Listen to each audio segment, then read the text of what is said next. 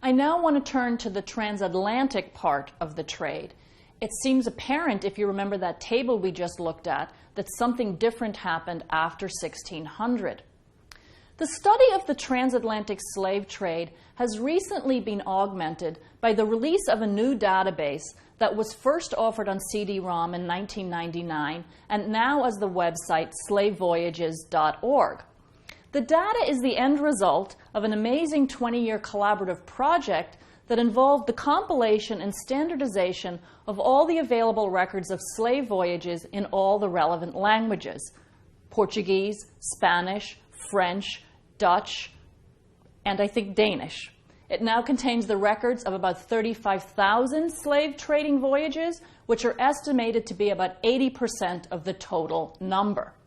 Interestingly enough, while this new database has yielded an enormous amount of new information and opened up whole new lines of inquiry, the thing that it has had the least impact on is the crucial matter of numbers.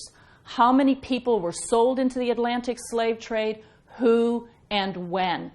As it turns out, amazingly enough, the numbers offered by the historian Philip Curtin 40 years ago still hold up pretty well. One thing that the new data confirms is that for the full period of the transatlantic trade, the supply side, as I mentioned before, was controlled by Africans, African merchants, and African rulers. And it presents the unavoidable issue, as the historian David Davis has put it, of the indispensable complicity of Africans in creating and maintaining the slave trade. Europeans possessed no military means to compel Africans to sell slaves. They could not go inland for the slaves themselves. They could not start plantations on the African coast as they wanted to. And they quickly discovered the extreme hazards involved in trying to capture and enslave Africans for themselves. So with rare exceptions, the Portuguese are a partial exception, European traders were confined to the coast and sometimes and often even actually to offshore islands and forts, such as Elmina or Cape Coast Castle, which you can see here. Ship captains were heavily dependent on relationships that they formed with particular merchants, and so they returned again and again to the same places to do business. African elites were the ones who decided when and whom to sell. They seized the market opportunities available, and they set the supply and the price on the coast. In fact, the price of slaves rose 10 times between 1680 and 1830. They could open and shut the trade at will. And we can actually see this control of the African merchants and elites indicated on this map here, which shows us the pattern of where slaves left from.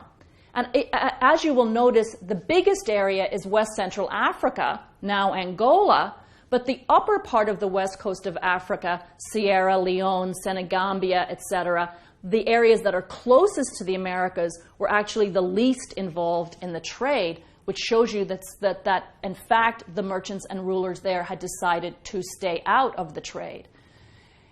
We can also see African merchants' agency in this process in the mix of people who were offered for sale. Suppliers offered far more women and children than ship captains and English merchants were instructed to buy. And in that sense, African sellers shaped the demographics of the trade and of the African population in the Americas. The trade in slaves on the west coast of Africa was as sophisticated as any in the Western world. It involved the exchange of costly goods, including cloth from Asia, but also, as we noticed before, guns and gunpowder, and those goods were exchanged for slaves.